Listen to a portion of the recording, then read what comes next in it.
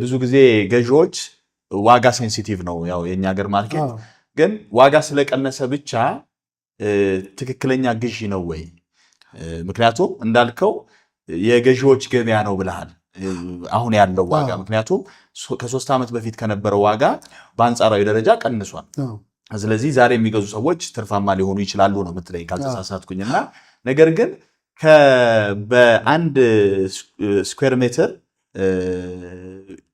ኮስት በጣም ከፍተኛ በሆነበት ሁኔታ ትርጉም በማይሰጥ መልኩ የሚሸጡ ሪል ስቴት ማስታወቂያዎች እንዴት ታያዋለህ ከዚሁ ጋር ያያይዘ እንግዲህ ሁለቱን ነው አሁን the last 2-3 months እየሰበሰብን የነበረው ዳታ ኮንትራክተሮች ምክንያቱም አርቲክል እየጻፍን ነው ኮስት ላይና ሪል ስቴት ላይ ያመጣውን ፓራዶክስ የኮንትራክተሮች ከ65 እስከ 125 ሺህ ብር 120 ምናምን ሺህ ብር ፐር ሜትር ስኩዌር እየሰሩ ነው ብያለሁ ሪል ስቴቱ ደግሞ የሚሸጠው ደግሞ ኦልሞስት እንግዲህ ከ55 ሺህ ብር ጀምሮ እስከ 400 ሺህ ብር ፐር ሜትር ስኩዌር የሚሸጡ ሪል ስቴቶች ደግሞ አሉ ስለዚህ ጋፑ ሰፍቷል ምንድነው it is too good to be true ይባላል አይደለም አንድ ነገር በጣም ሲረክስብህ በጣም እንደው ይሄ እውነትም ለመሆን በቃ ይከብዳል የምትለው ነገር ነው እኮ ምክንያቱም መሬቱን ሳይጨምር ማርኬቲንግን ኦቨርሄድን ፕሮፊቱን ፋይናንሻል ኮስት ምንም ሳይጨምር ኮንስትራክሽን ኮስት 60 ሺህ በደረሰበት ሁኔታ ፐር ሜትር ስኩዌር አንተ እንዴት ነው በ50 ምናምን ሺህ ብር ሲሸጥልህ እንደማያስረክብ ታውቀዋለህ በነገራችን ላይ ገበያውን በ3 ነው ምከፍል እንደዚህ የሚሆንበት ምክንያት አንደኛው ሚስ ካልኩሌሽን ነው ብዬ ነው ማሰብ ሚስ ካልኩሌሽን ያልኩ ሂሳቡን በደንብ ያልሰራ ድርጅት አለ ለምሳሌ ብረት በ3 ወር ውስጥ ብረት ከ155 ብር ወደ 4 ወር ውስጥ በ155 ብር ወደ 210 ብር ነው የጨመረው 200 ብር አካ ይጨምራል ያ ማለት በትልቁ ነው የጨመረው ብረትን ስታይ ስለዚህ ድሮ የዛሬ 2 ዓመት ብረት 120 ብር 110 ብር ምናምን ነበር የዛሬ 3 ዓመት ብረት 90 ብር ምናምን እንደዚህ አካይ ነበር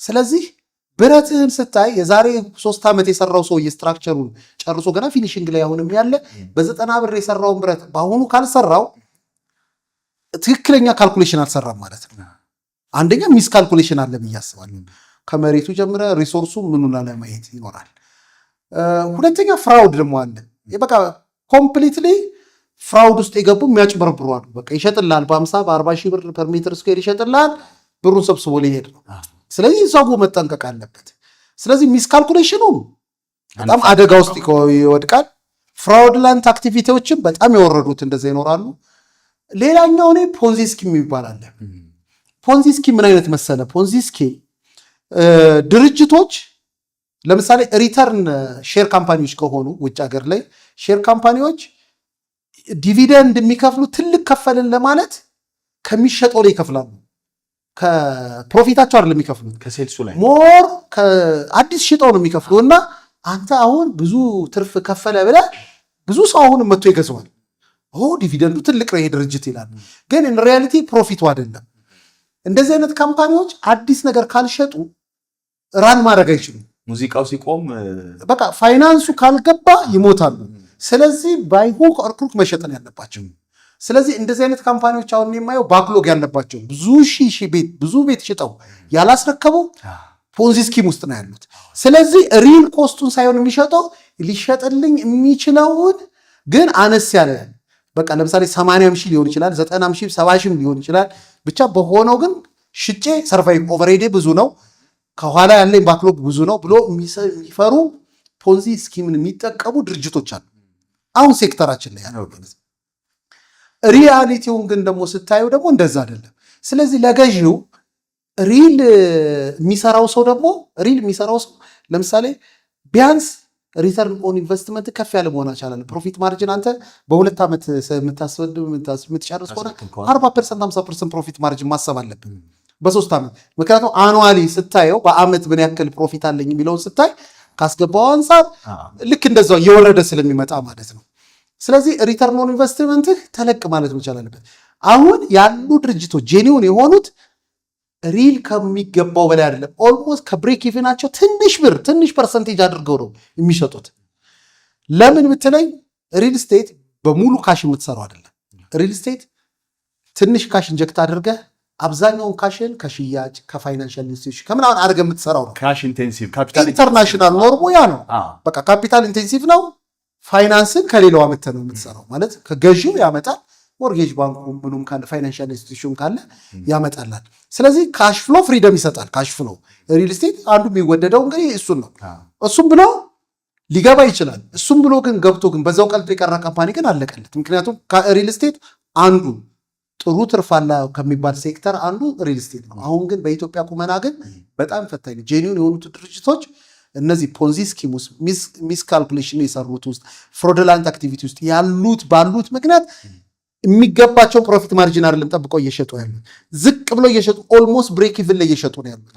ስለዚህ ለገዢው አሁን ካልኩሌት አድርጎ ዴሊቨር ከሚያደርገው ላይ አሁን ነው መግዛት።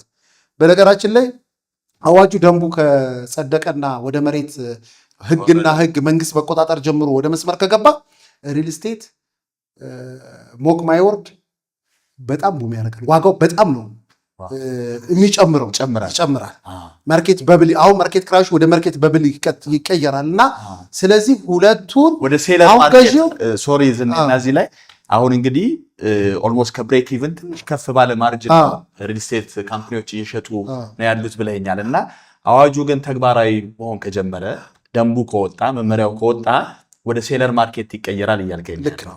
ስለዚህ ምክንያቱም ማርጂን ገዢዎች ይህንን አጋጣሚ ሊጠቀሙበት ይገባል ነው ያንተ ምክር ሀሳብ? ልክ ነው። ገዢዎች ይህን አጋጣሚ ተጠቅመው ኦን ማድረግ መቻል አለባቸው። ምክንያቱም በነገራችን ላይ ለዚህ ደግሞ ኤግዛምፕሉ ምን መሰለህ the last 2 years ብረትን ብትመለከተው ለምሳሌ ኦልሞስት 100% በምትለው ወይም 70-80% ጨምሯል።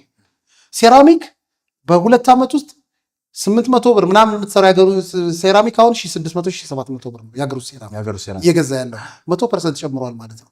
ሪል ስቴት ሽያጩ 100% አልጨመረም። እንደውም አንጻራዊ ደረጃ እንደውም በቃ ኦልሞስት ስታግናንት ነው። በቃ ጄኒውን የሆኑ ካምፓኒዎች ብቻ በቃ ፈተና ውስጥ ሆነው የሆነ ቦታ ላይ ቆመዋል። ግራ የሚያጋቡ ካምፓኒዎች ደግሞ ማርኬታቸውን በቃ 50,000 60,000 70,000 ሲሉት ደግሞ ትሰማለህ። ኢን ሪያሊቲ ቁጭ ብለህ ኮስታቸው ቅድም እንዳልነው ሃርድ ኮስቱ ሶፍት ኮስቱ ምናምን ብሎ እያንዳንዷን ደምሮ ቁጭ አድርጎ ያመጣት ነገር አይደለችም ማለት ነው። ስለዚህ እንደ ገዢ ዲስ ኢዝ ዘ ራይት ታይም ቶሎ ብሎ ኢንቨስት ማድረግ፣ እንደ ዲቨሎፐር ደግሞ ባትሸጥ በቃ ማለት ትንሽ ቢይዘው የምትልበት አይነት ነው። ስቶክ ካለው ስቶክ ቆይ። ምክንያቱም ፕሮፊትን በነገራችን ላይ ፕሮፊትን ብለህ አይደለም የምትሸጠው። ቀደም እንዳልኩ ነው። ለምሳሌ አንድ ኮንትራክተር 80,000 ብር 90,000 ብር ፐር ሜትር ስኩዌር አሁን መንግስት የሚያወጣው ጨረታ የመንግስት ጨረታ ነው የምነግርህ። መንግስት 80,000 70,000 90,000 ብር ፐር ሜትር ስኩዌር አድቫንስ ከፍሎ ኮንትራክተሩን እያሰራ ነው ያለው። መሬት የለበትም ያ ሰውዬ፣ መንግስት የለበትም፣ መሬት የለበትም፣ ታክስ ይሄ ማርኬቲንግ ምናምን የለበትም። ቅድም ያልናቸው እነዚህ ሶፍት ኮስቶች ምናምን ነገር በጣም ድራስቲካሊ ጨምረውበታል። እነዚህ ሌሎቹ ነገሮች ያሉ ጀርገኖች ሁሉ ወጥተው ሃርድ ኮስቱ ብቻ ናቸው ያሉት ማለት ነው። ሃርድ ኮስቱ ነው የምናወራው። መንግስት ጨረታ በሚሰጥበት ሃርድ ኮስት ልስራ ሰርቼ እሸጣለሁ የሚል ሪል ስቴት አለ፣ ሶፍት ኮስት እያለበት። እኔ ለምሳሌ ያህል ሰሞኑን አንድ ትልቅ ደረጃ አንድ ኮንሰልታንት ጋር ዳታ እየሰበሰብኩ ነበርና 120 ምናምን ሺህ ብር ፐር ሜትር ስኩዌር የሚሰሩ የመንግስት ጨረታዎች አሉ። 90,000 ብር 100,000 ብር ፐር ሜትር ስኩዌር ኮንትራክተር ገብቶ ሞልቶ እየገባቸው አሉ። ስለዚህ ሪል ስቴቱ አካባቢ ስቲል ፓኒክ የሚያደርግ ቁጭ ብለህ የቤት ስራ ትልቅ የቤት ስራ እንዳለ ያሳያል ማለት ነው። ስለዚህ እኔ እንደ ገዢ በጣም የወረደውም ማለት ጥያቄ ምልክት ውስጥ የሚገባበት በጣም የወጣውም ዋይ ብለህ የምታስብበት ነው። በነገራችን ላይ ለምሳሌ አንዳንዶቹን እኔ የውጭ ኦነር የሆኑ ካምፓኒዎችን አይቼ ነበረ። ኮስታቸው 180,000 ብር 190,000 ብር ደርሷል ብለው እንዴት ሊደርስ ይችላል? ምክንያቱም ቻይኒዞች ፐር ሜትር ስኩዌር የሚሰሩልህ ዋጋ 120-130,000 ብር የውጭ ኮንትራክተር ስትቀጥል ይሄ ሃርድ ኮስቱ ነው። ሶፍት ኮስት አልጨመርክበትም፣ ላንድ ኮስት አልጨመርክበትም። እና ቁጭ ብለን እኔ እንደውም አርጊው አረኳቸውና ቁጭ ብለን ተማመነ ኮስታችን 170-180,000 ብር የሚሉት ጀስቲፋይብል ነው። ምክንያቱም ለቻይኒስ ኮንትራክተር ሰጥተህ የምታሰራ ከሆነ ፍጥነቱን ፈልገህ ይሄንን ፈልገህ ለሎካል የምታሰራ ከሆነ ኦልሞስት የተወሰነ ማርጂን በጣም ከፍ ስለሚል ማለት ነው። ስለዚህ በ80 ሺህ ብር አሰራለሁ የምትለውን ቤት ቻይኒዞቹ ሲገቡ 110 ሺህ ብር ሊሆን ይችላል ወርዋት ይባል። ስለዚህ ያንን አምነ የምትቀበለው ነገር ስለሆነ ማለት ነው። ስለዚህ እነዛ የሚሸጡበት 200-300 ሺህ ብር ምናምን ሲሸጡ ማርኬቱ ወዴት እየሄደ ነው የሚለው ስቲል 130 120 140 ሺህ በጣም ሪዘነብል ፕራይስ ነው። በጣም ፍራጃይል የሆነ ፕራይስ ነው ብዬ ነው የማስበው በነገራችን